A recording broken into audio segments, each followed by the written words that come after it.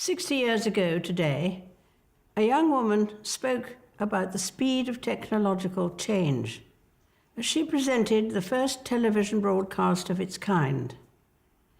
She described the moment as a landmark. Television has made it possible for many of you to see me in your homes on Christmas Day. My own family often gather round to watch television, as they are at this moment, and that is how I imagine you now. 6 decades on, the presenter has evolved somewhat, as has the technology she described. Back then, who could have imagined that people would one day be watching this on laptops and mobile phones, as some of you are today? But I'm also struck by something that hasn't changed. That whatever the technology, many of you will be watching this at home.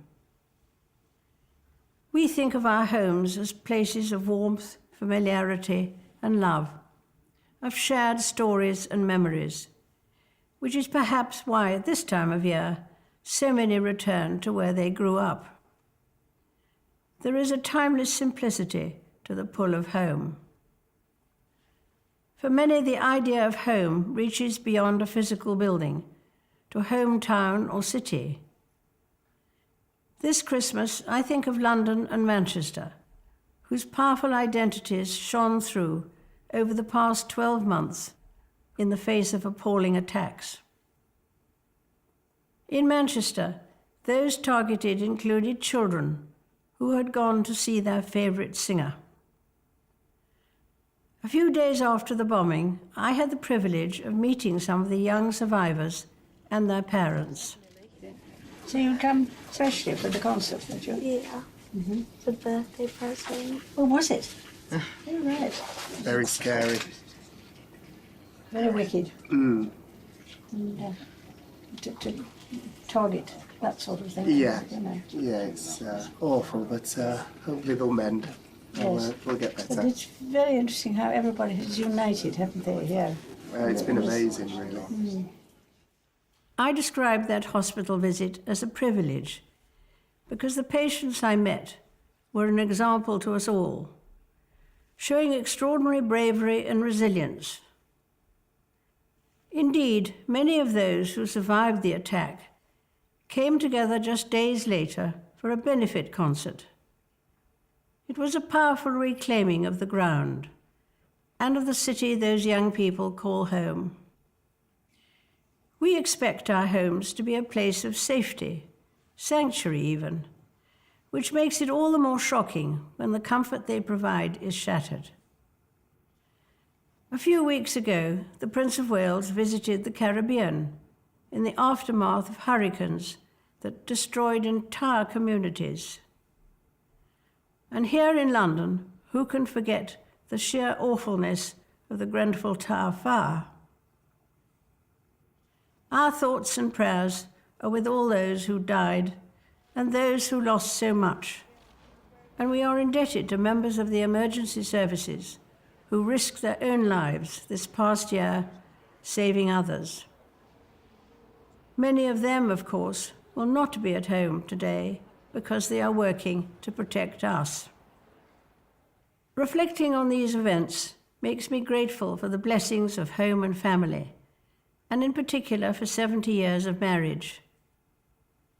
I don't know that anyone had invented the term platinum for a 70th wedding anniversary when I was born. You weren't expected to be around that long. Even Prince Philip has decided it's time to slow down a little, having, as he economically put it, done his bit. But I know his support and unique sense of humour will remain as strong as ever as we enjoy spending time this Christmas with our family and look forward to welcoming new members into it next year. In 2018, I will open my home to a different type of family, the leaders of the 52 nations of the Commonwealth, as they gather in the UK for a summit. The Commonwealth has an inspiring way of bringing people together, be it through the Commonwealth Games, which begin in a few months' time on Australia's Gold Coast, or through bodies like the Commonwealth Youth Orchestra and Choir, a reminder of how truly vibrant this international family is. Today, we celebrate Christmas, which itself is sometimes described as a festival of the home. Families travel long distances to be together.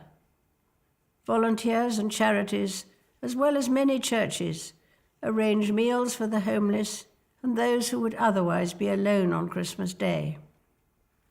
We remember the birth of Jesus Christ, whose only sanctuary was a stable in Bethlehem. He knew rejection, hardship, and persecution. And yet it is Jesus Christ's generous love and example which has inspired me through good times and bad. Whatever your own experience is this year, wherever and however you are watching, I wish you a peaceful and very happy Christmas.